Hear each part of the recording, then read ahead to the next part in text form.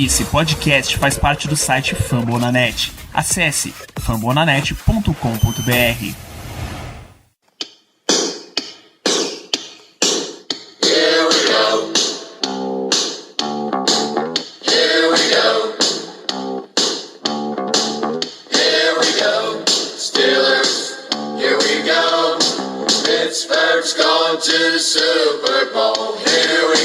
O que a gente tinha planejado para essa semana é dar aquela passada no que foi o histórico de quarterbacks dos Steelers, tá? Já que a gente está do mesmo jeito que no ano passado, quando o Steelers viveu a troca de center, né, saindo Marquise Pouncey e entrando Kendrick Green. A gente fez um programa lembrando o histórico de centers dos Steelers. Nesse ano, a gente resolveu trazer aí um histórico de quarterbacks.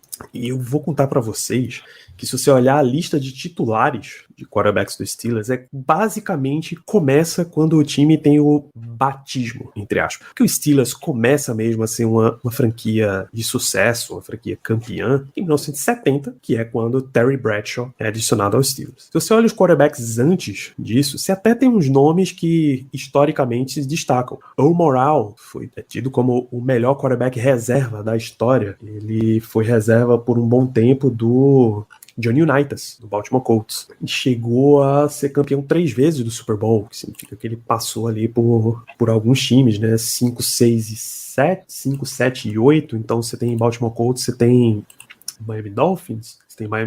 Então você nota que é um cara que rodou bastante e ele teve uma passagem pelos Steelers antes de ser campeão. Você tem Jim Finks, é um nome que você escuta em algumas histórias. Você tem Ted Marchibroda também, mas em geral não tem nada de quarterback.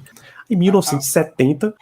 A maior história de quarterback do Steelers pré esse período que você vai falar agora é do fato de que o time dispensou o Joe Unitas, né?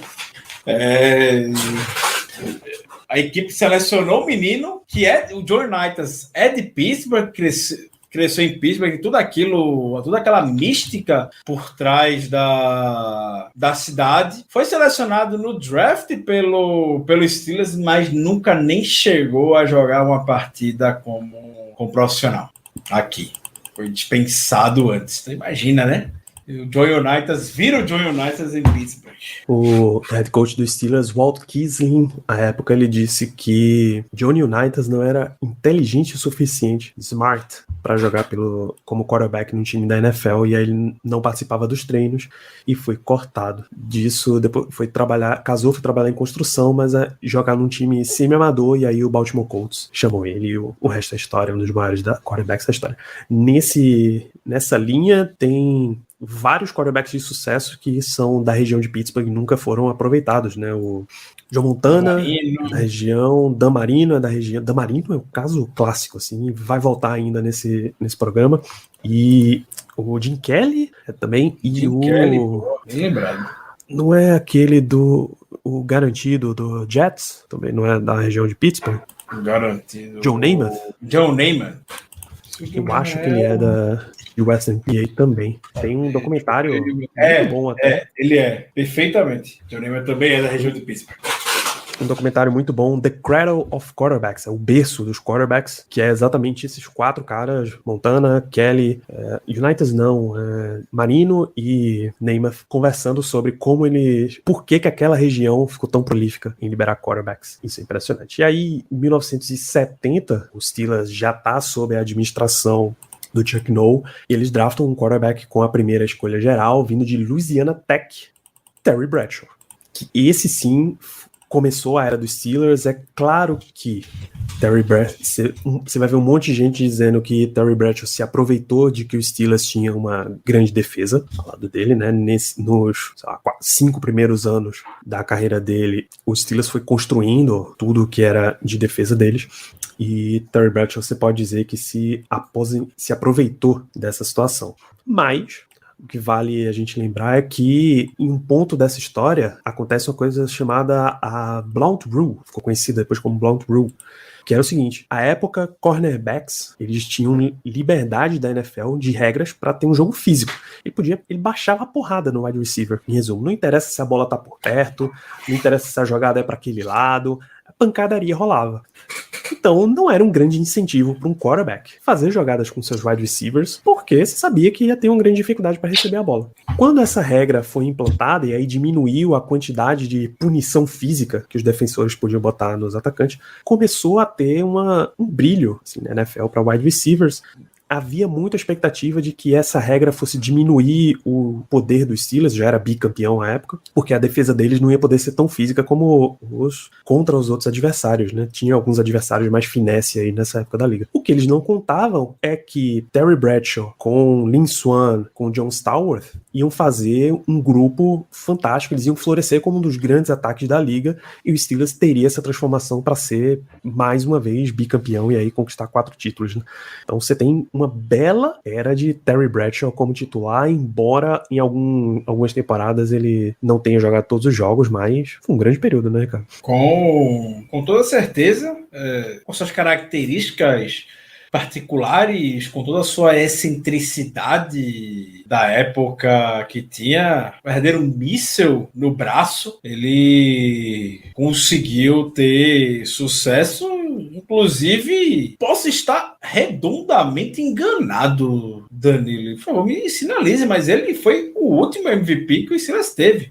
Ou talvez o único MVP que o Steelers já teve em temporada regular foi o Terry Bradshaw. Tenho quase certeza disso. Então, por mais que fosse naquela época, nenhum game manager iria conseguir 4 títulos em uma década, por mais que fosse na década de 70. Por mais que ele tivesse um apoio enorme, um jogo terrestre incrível com o Rock Bly e o Franco Harris, uma defesa das melhor, ou então, se não, justo falar, a melhor defesa que a NFL já viu, mas o Terry Bradshaw consagrou o jogador de Hall da Fama e consagrou outros wide receivers, como você falou, o Lynn Swann e o Stallworth também. Então, ele não ficou tantos anos como o melhor quarterback da história dos Steelers até o Big Ben aparecer também em vão. Mas se você for olhar os números dele, até fui preparar o programa de hoje, até fiquei chocado com o volume de interceptações que ele teve, porque é coisa de 212 touchdowns e 210 interceptações na carreira. Isso atualmente, quarterback nenhum pode ter uma proporção de TD interceptação dessa. É que ele era aquele tipo Big Ben, né? Aquele gunslinger de mandar um Brett Favre da vida que enchia de passe mesmo, era interceptado, a defesa segurava, ele voltava pro campo e dava certo. Era basicamente isso. O Terry Bradshaw conseguiu ter sucesso, muito sucesso desse jeito. Isso, de fato, Bradshaw foi o único Steeler MVP em 1978. Ele ganhou esse título, ninguém mais na franquia conseguiu essa façanha, né? Até porque jogador, ou você viveu a era dos running backs, que mesmo assim o Steelers estava em entre safra, né? Entre Franco Harris e Jerome Bettis, ou se viveu a era dos quarterbacks, que aí ela é amplamente dominada por Brett Favre, Peyton Manning, Tom Brady e Aaron Rodgers. Não deu chance para Ben Roethlisberger. Então só ele foi realmente um MVP. E, assim, a imagem de Terry Bradshaw, dando um resumo aqui sobre a carreira dele, era do caipirão mesmo. Você já deve ter visto, Ricardo, uma fotos e vídeos famosos recente daquele nose tackle do Patriots. Esqueci o nome, super famoso. Vince Wilfork, ele chegando pro training camp, ou do Patriots, acho que já no Texans, com um chapéuzão de palha, ou de cowboy, de macacão e sem camisa, e era isso aí, só faltou a paninha no canto. Essa era a imagem de Terry Bradshaw, caipiraço. Antes do Super Bowl 13, por exemplo, Thomas Hollywood Henderson, linebacker do Cowboys, deu uma sacaneada, assim, que Bradshaw era tão burro que ele não conseguiria soletrar a palavra gato se você mostrasse para ele aonde fica o G, aonde fica o A e aonde fica o O.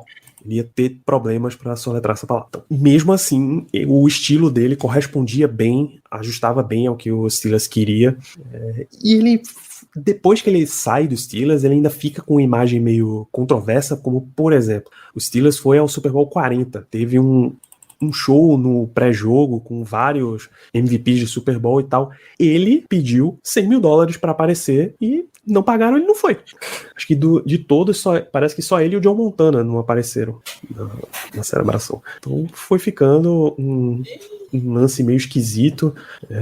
E até o final da carreira. Até o final da carreira dele também foi bem controversa, né? Aquela história dele inventou um alter ego de nome Thomas Brady, por coincidência do destino, né? Basicamente inventou lá o camisa 12 Tom Brady no início da década de 80 para dar entrada, e ele se apresentou assim para poder dar entrada em um hospital em uma cidade muito pequena, que se ele falasse o nome dele, é claro que ele seria já conhecido por conta da lesão que teve, ou foi cotovelo ou foi ombro. E aí, por essa lesão, ele se aposentou, não jogou mais. Nessa época, o Tom Brady, que a gente conhece, tinha 6 anos de idade. Uma incrível coincidência. E aí... Ele fez a cirurgia se apresentando na emergência desse hospital, no meio do nada, se apresentando como Thomas Brady.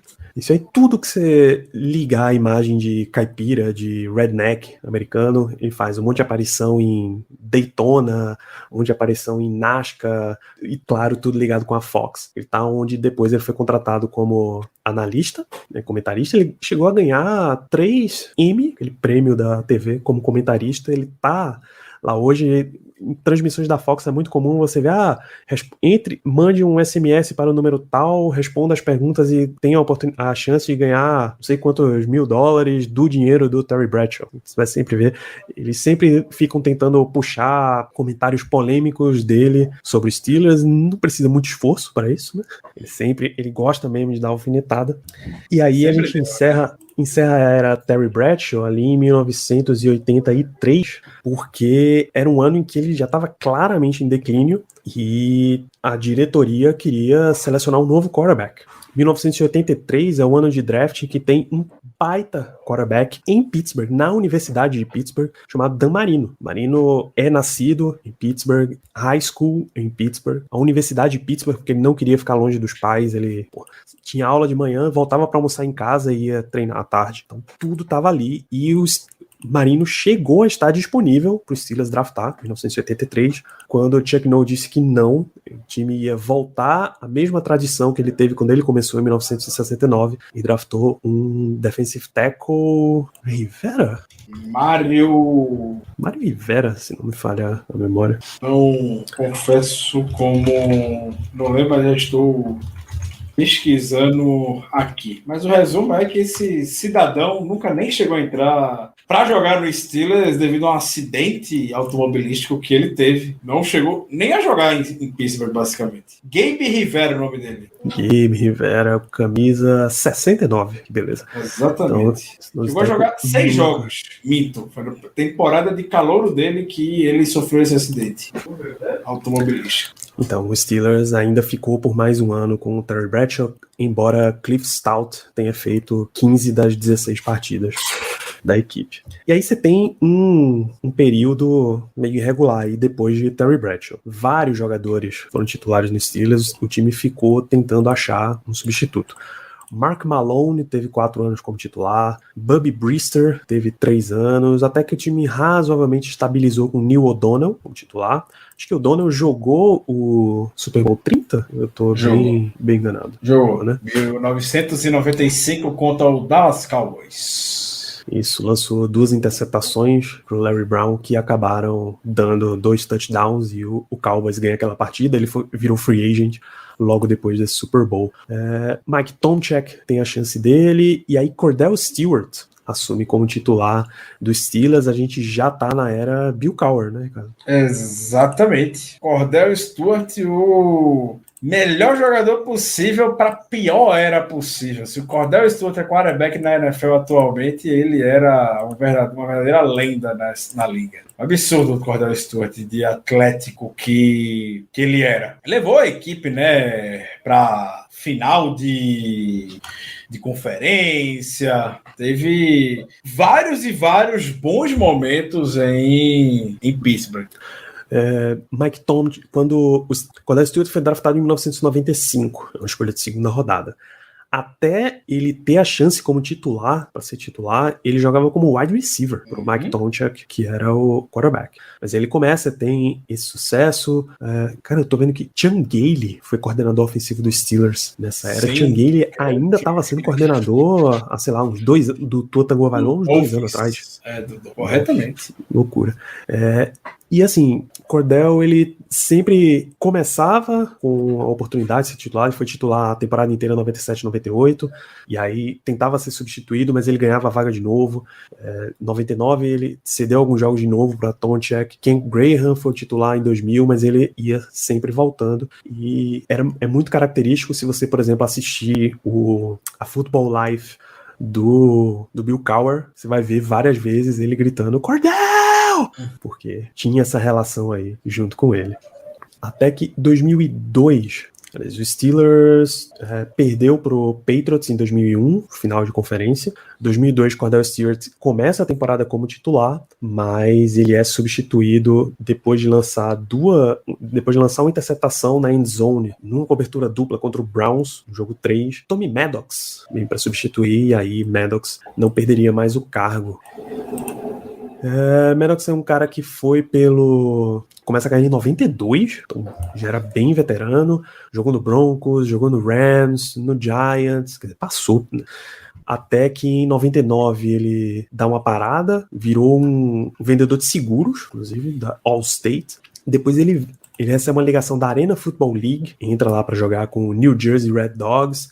Depois a XFL leva ele, o Los Angeles Extreme, foi o MVP da XFL, e em 2021 o Steelers precisava de um backup e ele foi contratado. Então você vê aí que a XFL traz umas coisas. O Steelers contratou um jogador da USFL essa semana, né? É meio para isso que a NFL observa esses jogadores. Ele ficou como reserva, depois substituiu Cordell Stewart, e ali basicamente 2 anos era Tommy Maddox, 2002, 2003. Em 2004, Maddox era o titular, mas no draft a gente tem outra situação dessas de uma nova era, né? Bill Cowher queria um offensive tackle, a memória não falha, e dessa vez a diretoria bateu no ombro dele e disse que não. Em 1983 eles falharam em draftar o quarterback sucesso local, que foi Damarino. Dessa vez eles não cometeriam o mesmo erro, e Ben Roethlisberger foi draftado na primeira rodada. Você lembra qual foi a escolha? Foi na 11ª. Perfeitamente. 2004 é o ano de draft que é super famoso na NFL. A primeira escolha geral era do San Diego Chargers, que selecionaram o Eli Manning. Selecionou Eli Manning. Eli mete um papinho e diz que não vai se apresentar em San Diego. Ele não queria morar numa franquia bagunçada, ele já tinha a experiência do pai, que foi anos e anos um baita quarterback na liga, jogador mais bem pago da NFL, mas o Saints não correspondia. E aí, no dia do draft, o Chargers trocou com o Giants leva o Philip Rivers no draft, e eles invertem, né? O Manning vai pro Giants e o Rivers vai pro Chargers. E aí, o resto é história. Na escolha 11, sobra ali Ben Roethlisberger. Curiosamente, o Cleveland Browns teve a oportunidade de draftar Ben Roethlisberger naquele ano. O Browns teve a escolha de número 6. É de Ohio. Jogou em Ohio. Exato. Universidade de Miami, em Ohio. A escolha número 6 do Browns foi Kellen Winslow II, tight end. A gente está em 2004, já era esse mesmo Cleveland Browns. Os paralelos que a gente tem do Big Ben calouro com o Kenny Pickett calouro existem, porque o Big Ben chegou como quarterback 3 no ano de calouro. Que tinha o Tommy Maddox e, se não me engano, já tinha também o Charlie Batch naquela Brian St. Pierre. Charlie Batch. Charlie Batch. Reserva, só que foi pra Indy chegou depois. Big Ben era o terceiro quarterback, igual o Kenny Pickett, basicamente chega agora. E aí, por várias razões do destino, Ben Roethlisberger apareceu como titular. O Charlie Batch, ele se machucou ainda na pré-temporada, e aí o Big Ben assumiu o cargo de reserva imediato do Tommy Maddox, e aí o Tommy Maddox veio a se machucar em um jogo contra o Baltimore Ravens. E o Big Ben entrou para poder estrear na NFL, e depois que entrou, foi o 4º jogo da temporada 2004, só foi sair agora. Agora em 2021, nunca mais perdeu a posição, não chegou nem a ser ameaçado. Coisas da NFL. Sabe, o Kenny Pickett não tem algo semelhante para poder conseguir a sua oportunidade. O Big Ben entrou naquele ano e não perdeu nenhum jogo. Foi perder a final de conferência para o New England Patriots só. Perfeitamente.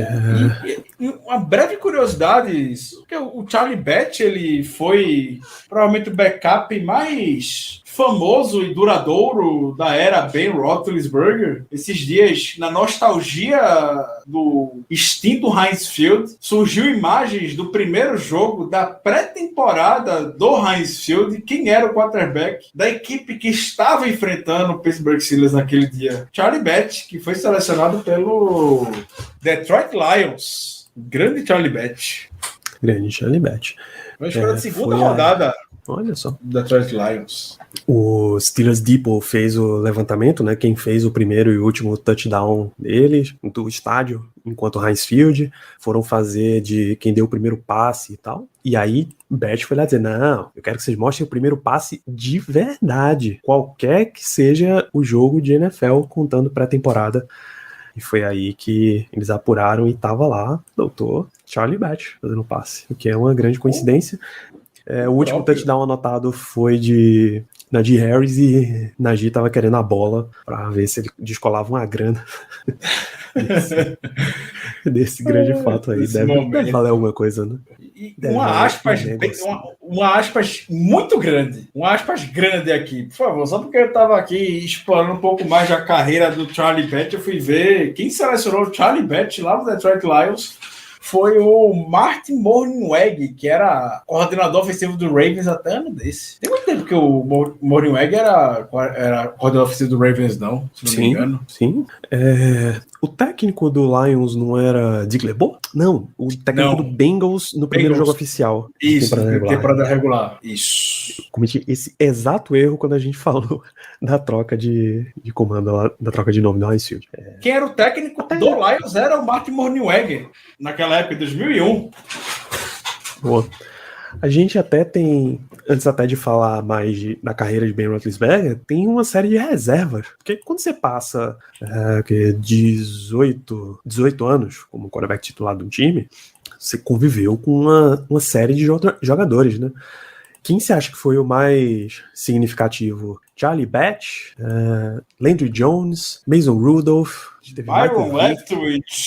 Byron Leftwich, hoje agora muito bem sucedido como coordenador ofensivo hoje. Incrivelmente segue, né? Eu fui até ver agora, mas eu jurei que o Byron Leftwich já tinha conseguido a vaga de head coach na NFL. Ele ia assinar com o Jaguars, mas teria que trocar o general manager, e aí o GM ganhou a queda de braço, e eles foram com o Doug Peterson. Absurdo. Ia ser ele com, acho que Adrian Wilson, o nome do ex-safety do Cardinals, ia ser o general manager. Perfeito. Teve Dennis Dixon também, lembra do Dennis Dixon? Mas sem dúvidas alguma é o Charlie Batch. Charlie Batch, ele não é exagero, tá bom? Não é exagero falar que o Charlie Batch salvou a carreira de Ben Roethlisberger. Não é exagero falar isso. O Charlie Batch, ele sempre foi aquele veterano / técnico, né, dentro da sala. O Big Ben, na sua início de carreira, não respeitava absolutamente ninguém. Como jogador, quem ajudou o Charlie Batch, quem ajudou o Big Ben dentro de campo foi o Charlie Batch. Charlie Batch que puxava ele para poder treinar, puxava ele para poder ensinar playbook, puxava ele para ensinar ele como é ser o capitão e tudo mais. Charlie Batch foi quem salvou a carreira de Ben Roethlisberger. O Charlie Batch ficou 10 anos em Pittsburgh, ficou 2002 até 2012 aqui. Sem dúvida, Charlie Batch foi o grande responsável por isso. É isso. na minha época como espectador, torcedor dos Steelers, acho que o máximo que eu vi de Charlie Batch foi aquele famoso jogo que ele entra e leva contra o Ravens. Aquele jogo contra o Ravens tem aquela imagem. Uma imagem. Se você botar pesquisar Charlie Batch e Ben Roethlisberger ele se abraçando ao final do jogo depois daquela vitória, foi algo emocionante. Foi aquele Ravens campeão da temporada, inclusive. Foi no último ano do Charlie Batch. Foi o último jogo do Charlie Batch. Esse. Foi a última ação do Charlie Batch com a camisa do Steelers. Esse é um jogo realmente bem lendário, assim, dele. E, bom, a gente teve essa era Charlie Batch. Batch hoje é analista na CBS Pittsburgh. Exatamente. Você vê Charlie Batch presente nos jogos de pré-temporada. Deveria ser, inclusive, será um prazer. A melhor época do ano é ouvir a narração do Bob Pompeani e comentários do Charlie Batch na pré-temporada. Eu pagaria horrores. Inclusive, a NFL tá para mudar o sistema de streaming, saindo do Game Pass lá e entrando no NFL Plus. Eles dizem que vai ter transmissão local. Vai voltar a ter transmissão local no aplicativo. Esperamos e possamos acompanhar. Por favor.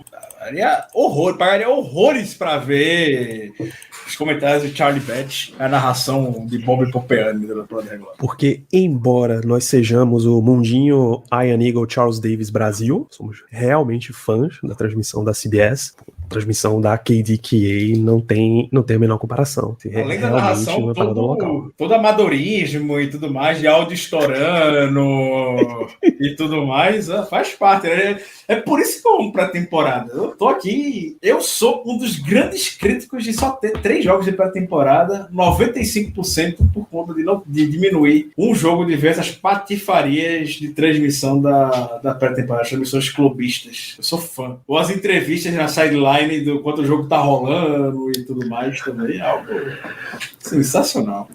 E assim, não dá nem pra dizer que é uma tradição local, porque transmissão local tanto de hockey quanto de beisebol é da AT&T TV local. Então não é a mesma galera que faz essa transmissão, né? E a transmissão de beisebol é nesse rolê, assim, o cara comenta, bate um papo, corta pro repórter, volta pro jogo.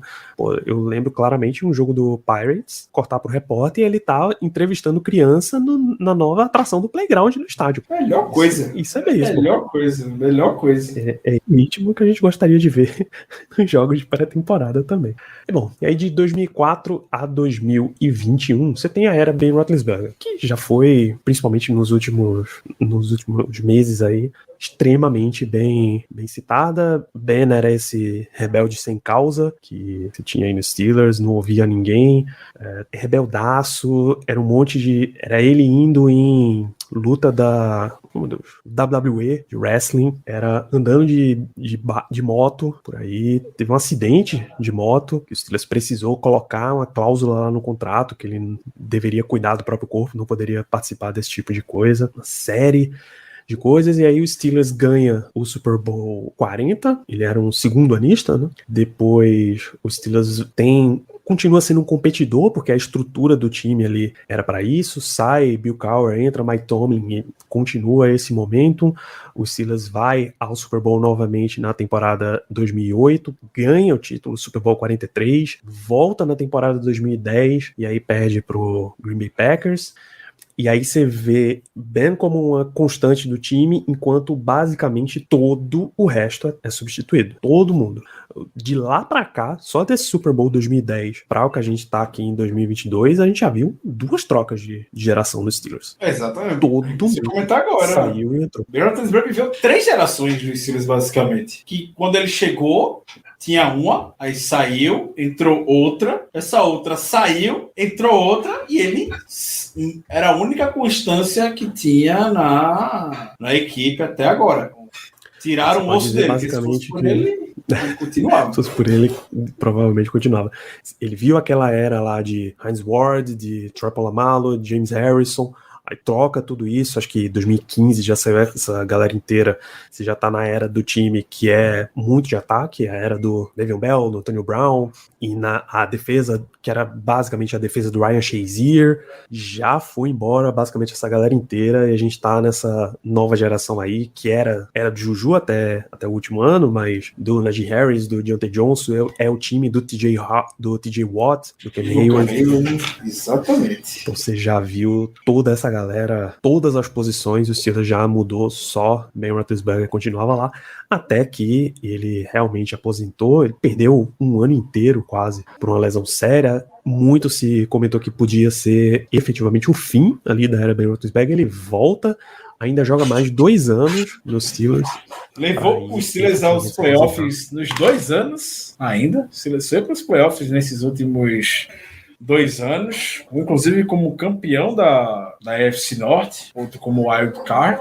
Então, dentro do possível, nos últimos anos, o Ben Roethlisberger conseguiu deixar o seu máximo e dar condições para a equipe poder ser bastante competitiva aqui. É agora, né? Agora é uma nova era. A chegada de Kenny Pickett.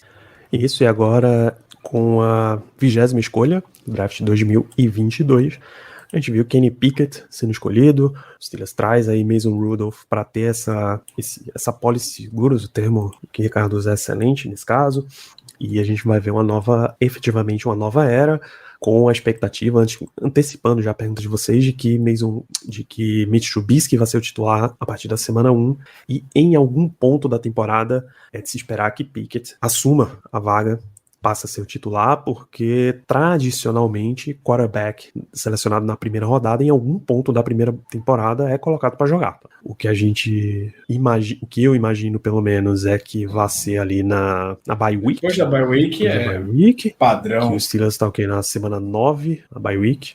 Até botar a bye week do Steelers já para isso. Já para ter a narrativa todinha já preparada e tudo mais.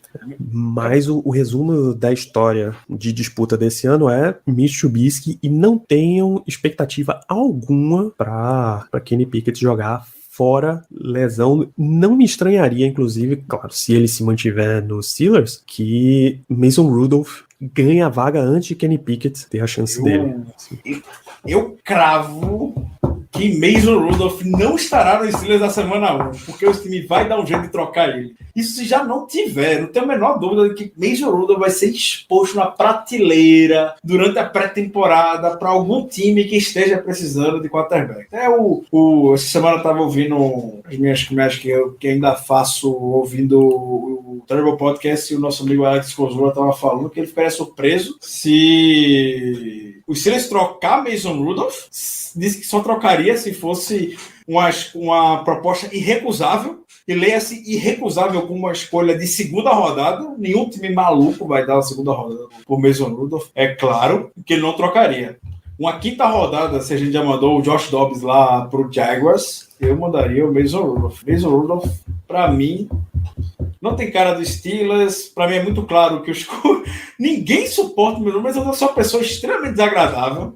Ele não deve ser um cara legal. Esse é aquele cara, quando chega, o clima pesa, todo mundo fica no mais absoluto silêncio, acaba as piadinhas e tudo mais. Enfim, aquele cara bem desagradável, todo respeito a ele, que dentro de campo também já não mostrou muita coisa. Antes eu tolerava o Mason Rudolph, porque pelas opções que a gente tinha, tudo bem, não veio nenhum problema em tê-lo como backup e tudo mais. Ele não vai ser backup para o futuro. Gosto do Mitch Trubisky até como backup de longo prazo também aqui, do Kenny Pickett que seja.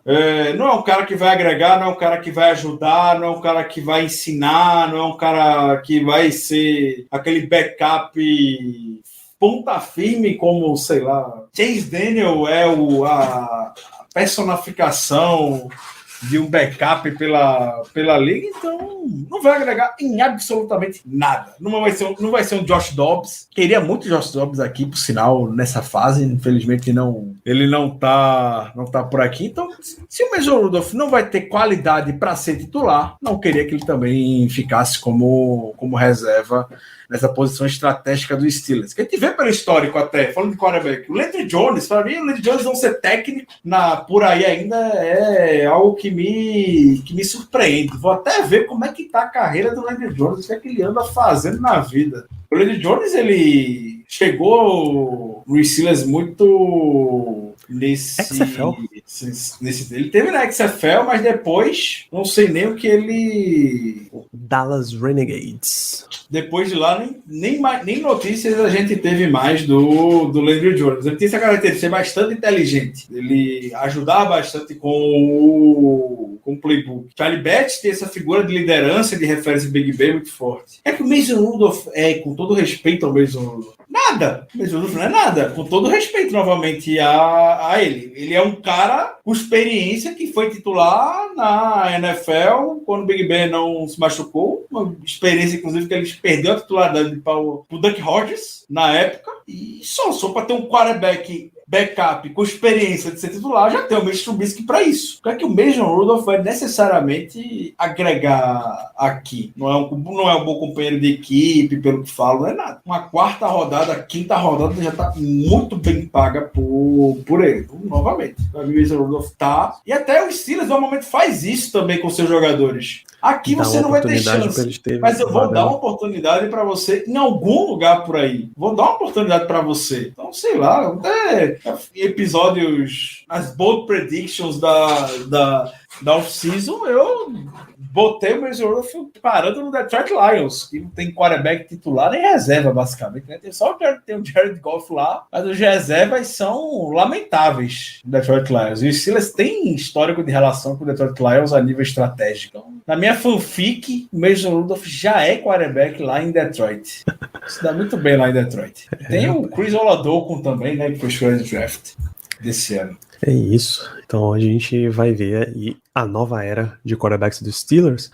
Só pra gente fechar uns recordes, com mais jogos como titular, Ben Roethlisberger, inclusive ele é o que tem mais na história dos Steelers, né? 247 partidas como titular, 165 vitórias, 81 derrotas, 67% de aproveitamento. Terry Bradshaw, segundo, 158 partidas, Cordell Stewart com 75, o número 3, Neil O'Donnell, quarto, com 61, e Bubby Brister, entre 86 e 92, teve 57 jogos. Nas estatísticas de quarterback, mais jardas, é lógico que é Ben Roethlisberger, não só é que tem mais jogos, como tem muito mais jogos, e como viveu numa era quarterback-cêntrica na NFL, né, ele tem 64.088 jardas, 418 touchdowns. Em segundo, Terry Bradshaw, 27.989 jardas, com 212 touchdowns e 210 interceptações. Curiosamente, Ben teve 211 interceptações, né, mas com muito mais touchdowns e muito mais passes.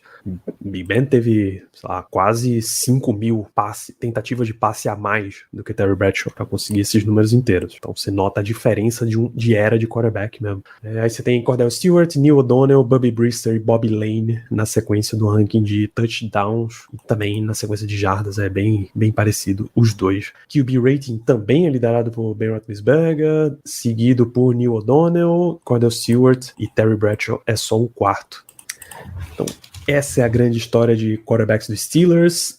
A grande lição que você tem que tirar daqui é: Terry Bradshaw saiu dos Steelers em 1983. O Steelers teve um leve estabelecimento ali nos anos 90, né? 91 a 95, Neil O'Donnell foi o titular e o time foi um Super Bowl. Mas ele realmente teve sucesso com quarterback. Teve um franchise quarterback de longa data só em 2004, que são quase 20 anos depois. Note que a transição de quarterbacks não é fácil na NFL. Torçamos por Kenny Pickett, mas mantenham as barbas de molho, já diria o outro. Perfeitamente. E é com isso que a gente parte para considerações finais, Ricardo. Bom estar de volta junto com os amigos. O Steelers volta também, né? Teremos mais notícias do training camp. Infelizmente, estou de férias do trabalho, que me permite poder acompanhar o training camp dos Steelers junto com os amigos do Steelers Depot, que estarão presencialmente lá. O Alex Cosgrove já tradicionalmente se faz. Eu achei bem interessante, né? Acompanhar esse primeiro momento pós-Ben Roethlisberger, ver quem serão as figuras de liderança no ataque tão jovem que os Steelers têm, quem é que vai ser o capitão. O Pat Frymouth já está sendo muito ativo, o Najee Harris já está sendo muito ativo. É um corpo de wide receiver jovem que perdeu, está sem o Juju. Quem é que vai se aparecer como essa figura um pouco mais de referência? Se vai ser o Deontay Johnson. Na linha ofensiva, quem é que vai assumir esse papel de liderança? O James Daniels, que chega com muita estrela, vai ser ele que vai puxar essa figura de liderança na unidade. Enfim, muito curioso para ver também esses intangíveis do Steelers, né? Quem vai ser as referências dentro da equipe. A defesa é muito bem estabelecida, né? Não tem nem muito o que falar ou o que se vê. J. Watt, Cam Hayward, Micah Fitzpatrick, tem lá os reforços do Miles Jack, Levi Wallace, o Aquilo Witherspoon, agora mais oficial como titular, o Devin Bush, a chegada do Larry Ogunjobi, o retorno do Tyson Alualo, tudo isso, o desenvolvimento do Alex Highsmith já tem um roteiro muito bem definido, podemos dizer, de quem é quem são as atrações, mas no ataque ainda não. O ataque vai ser muito interessante para ver e é o que eu estou animado para poder acompanhar. Veremos como é que teremos nessas próximas semanas de training camp dentro do ataque. Perfeitamente, esse é o retrato com o qual encerramos a nossa transmissão, mais um episódio de Black Yellow Brasil. Isso é um conteúdo sendo produzido aí para as redes do Steelers, onde temos Pat Frymouth e Zach Gentry, eu acho, cozinhando, fazendo um belíssimo churrasco de salsicha que, veja só, se você prestar bem atenção, ainda tá no pacote, né? Sim. Essa churrasqueirinha não tá acesa não, irmão. Presta atenção aí. Saímos de a gente saiu de um extremo na posição do Tyrene na época do Heath Miller, com Tyrenes extremamente tímidos e discretos, para Eric Ebron e agora Pat Frymouth e Zach Gentry organizando até churrasco. Que maravilha, viu? Maravilha. Isso, e churrasco com o long snapper, porque esse é Christian Kuntz. Perfeitamente. Então, preparem-se que esse é o clima no training camp dos Steelers. A gente vai ver muita coisa vindo de lá, mas muita. Então não deixe de acompanhar lá @BlackYellowBR, não deixe de acompanhar toda a mídia razoavelmente oficial dos Steelers que você encontrar, porque vai vir muita notícia. Este programa, você sabe que a gente está ao vivo em twitch.tv/BlackYellowBR, mas assim que a gente termina, ele entra em podcast nas principais casas do ramo. Você ouve em fumblenanet.com.br, o site continua lá no ar, tá? Em Spotify, Amazon Music, Deezer, Google Podcasts, até na lancheira de Kenny Pickett, se assim você quiser, se assim ele quiser. E voltamos na próxima semana, como eu disse, pisando no acelerador, porque agora a gente tem uma série de conteúdo. Daqui 2 semanas. 2 semanas, né? Já temos Steelers Football, efetivamente. Joguinho de pré-temporada aí. O calendário de pré-temporada diz que o Steelers estreia no dia 13 de agosto contra o Seattle Seahawks. Então, 13 de agosto é 2 semanas, basicamente. É o final do sábado.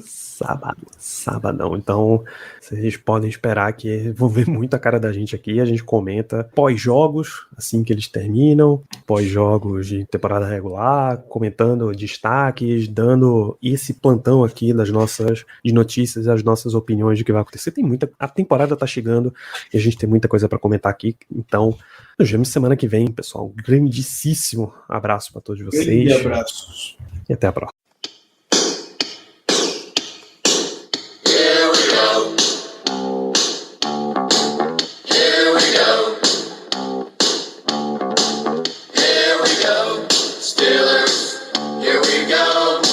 Pittsburgh's going to the Super Bowl. Here we go.